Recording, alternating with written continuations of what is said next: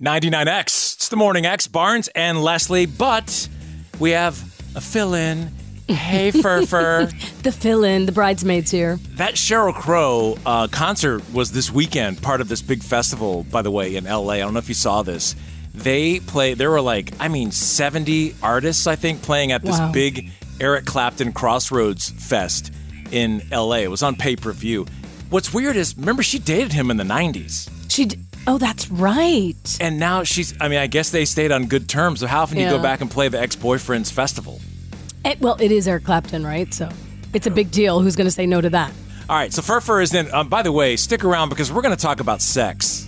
Oh. Mm-hmm. In just a few minutes. I have some questions for you. Oh, of course you do. Yeah. Well, I'm old now, so I'm an open book. Well, actually, that easy. that might play into it. Oh no. She's in the sleaze compartment right now, though. Let's get some celebrity sleaze. What's going on? All right. Speaking of great guitar players and musicians, Bob Dylan.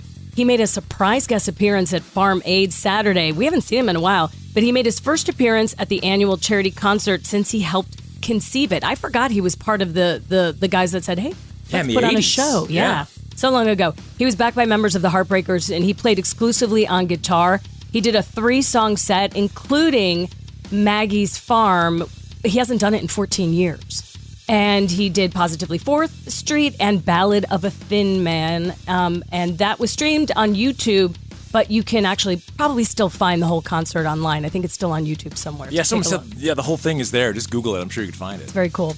Ed Sheeran, everybody loves him. I love what he's doing now in The Round and all that kind of stuff. But the relatives of Ed Townsend, remember that guy? He co-wrote Marvin Gaye's Let's Get It On. They're dropping their lawsuit against the pop star.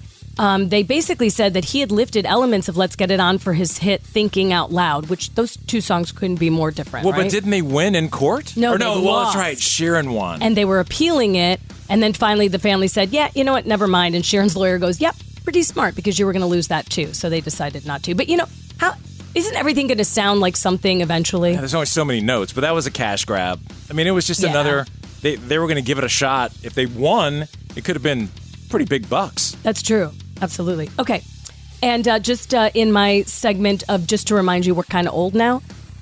Billy Idol posted pictures on Instagram. Everyone's like, oh, Billy Idol, Yeah, with his grandkids. Oh. He's 67. I thought he was actually older than that, but 67. He has he took pictures with 2 out of his 4 grandkids who apparently come to see his show. Good on the kids. These grandkids are probably the coolest kids coming to see a Billy Idol rock show. But whatever. He looks exactly the same. Except with plastic surgery. He's tighter. Oh, he's tighter? Oh, yeah. But if you're at least 10 rows back, you don't know. So you just have that margin of the first 10 rows that maybe see it. But the rest, he looks the same. And he does look pretty good. I saw Tears for Fears not too long ago, and I kept looking at Roland Orzabal, and I said, oh, my God, he looks so old. How old is he? Like 76, almost 80? He's 61. That's it? Yeah. He looks like Fabio. He looks like he's on a romance novel now. Looks like Fabio's great-great-grandfather. Yeah, the big flowing hair. Yeah. Anyway, yes. Travis Kelce is finally tackling the big question about his love life. He's addressing those rumors that started swirling a couple weeks ago about whether he's dating pop megastar Taylor Swift. I don't know if this is a bit or not, but it's everywhere. Yep. And his brother kind of pushed the agenda a little bit. I think he's trying to get with Taylor Swift, and I think he's using it. He's using her right now to get out there. I don't know. But he told Swift, this is the conversation that supposedly they had. Kelce says, he said to Swift, I've seen you rock the stage at Arrowhead Stadium. That's where the Chiefs play. So you might have come to see me rock the stage at Arrowhead and see which one is a little more lit. Now, is that going to grab a girl? No, dude, you're on a team. She's a machine. But he's throwing the ball in her cart, so let's just say maybe. I bet he'd like to. Right, no kidding. So, there's a lot of rumors that, remember they did that hip-hop rap group, super groups getting back together. You had Macy Gray, everybody getting together for the Super Bowl, and a lot of people thought, oh, it's going to be the 90s bands. That's what they're going to do next. Getting all these super groups together. It's going to be NSYNC and 98 Degrees and Destiny's Child. Nope. It's not going to. So if you liked them and you're disappointed, sorry. But we finally know who is going to play halftime at the 2024 Super Bowl. And I'm kind of surprised in a sense that this should have happened maybe 20 years ago because the music that this person is putting out now is way more like on the R&B soul side. And does that really captivate an NFL audience? And he's not really done much lately, which is, you know what I mean? It's not like, I don't know, does he have a new album out? I mean, he was huge about 15 years ago, like with new albums all the time. So why now? He has a new song out, but the one that everybody wants. And this will be the introduction because he introduces himself. Seems about 15 years too late on this one. That's what I'm thinking. Like, I love Usher. Give me some Usher any day of the week. I will take it. That song, okay. Now you know it.